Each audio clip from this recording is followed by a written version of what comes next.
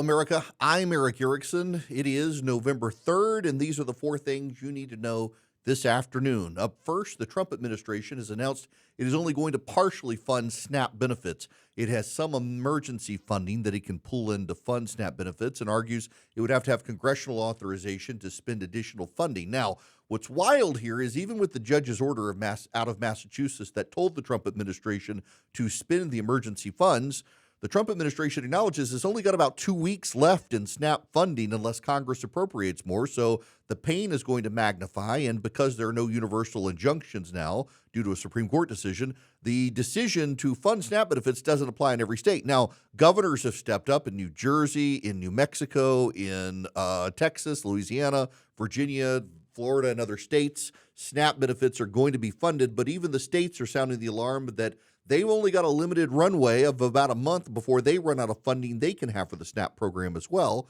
So the pain is going to pile up until the government is reopened. At this point, voters say they blame everybody, but when Democrats do reopen the government, when Democrats agree, it'll be with a clean continuing resolution because nothing else has the votes to pass in the House. And so when Senate Democrats do decide to open the government, well, they're going to have hell to pay from the Democratic base that wanted them to fight while probably 5 Democrats finally cut a deal with the Republicans. Up next, Donald Trump has decided to block Nvidia AI chip exports to China. He didn't even bring it up to Xi Jinping in their meeting the other day and decided that he would do it. He signaled originally that he was open to Nvidia doing this in limited numbers and limited ways with limited types of chips, but has walked it back and thought it would be a bad idea to allow them to pursue exports to China. However, some deals are going to be authorized to other countries, including, for example, the United Arab Emirates and elsewhere. And there are real analyst concerns that those countries could serve as a backdoor to China, where chips are purchased by foreign governments who then resell them to China under the Trump administration's nose in a backdoor deal. This could undermine Trump's effort to block China from getting these cutting-edge AI chips that the Chinese themselves have not been able to replicate. We know time and time again China takes technology from the United States and other countries, steals it, replicates it, and then claims it as their own. It's one of the reasons China is so ahead of every other nation now in issuing patents. By and large, a lot of countries are now treating their patent developments as trade secrets instead and not patenting them. Why? Because once you patent them, they become a public record and China tries to re-engineer them. So you have a growing body of companies that are just treating their new developments as trade secrets to avoid getting into the hands of China. There is real fear if China gets their hands on these Nvidia chips, they'll just re-engineer them and call them Chinese.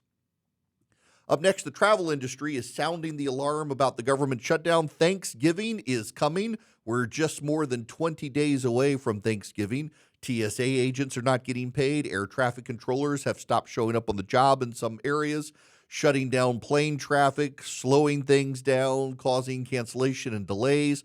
On top of everything else, you've also got the strain on food banks happening in the country because federal employees aren't getting paychecks, and now SNAP benefits are not getting SNAP benefits in some states. The travel industry is saying we are looking at major economic turmoil in the country if the government does not soon reopen because of the economics of travel in the country and the tourism industry, all of which are being affected. Thanksgiving holiday is prime travel time in the country, and it's all going to be disrupted if the Democrats don't reopen the government. Lastly, Election Day is tomorrow in New York, New Jersey, Virginia, and you got Public Service Commission here in Georgia. Mississippi has statewide special elections in certain counties, not statewide actually, in other states as well. The Democrats are going to claim wins tomorrow in the city of New York with Mamdani's election. They're going to claim wins probably in New Jersey and Virginia. And they're going to say to Republicans that those wins mean the Republicans should reopen the government by either getting rid of the filibuster or cutting a deal with the Democrats. Don't believe the spin. They're already announcing the pre-spin on these elections because the party out of power tends to do good in these elections. They know they are, and they're trying to pregame it. In Georgia, if two far-left progressive radicals look like they could be taking seats on the Public Service Commission, and in so doing would move the Public Service Commission to the left unless Republicans turn out tomorrow. And the Democrats have a good chance of picking up those 2 seats in Georgia on the Public Service Commission because Republicans typically don't turn out in these odd-numbered year elections for local government races. In Virginia, Abigail Spanberger looks like she'll be beating Winsome Sears tomorrow. The question is on Jay Jones versus Jason Mieres. And then in New Jersey, it's almost too close to call, though Democrats do have a slight edge in that race. And again, If the Democrats have a good day, which is likely, they will tell Republicans it's their fault, the government shut down, and they should reopen it. Republicans, don't fall for the spin. Make the Democrats do a clean reopen. These are the 4 things you need to know this afternoon. I'm Erick Erickson. Stay informed, stay engaged. Above all else, please keep the faith.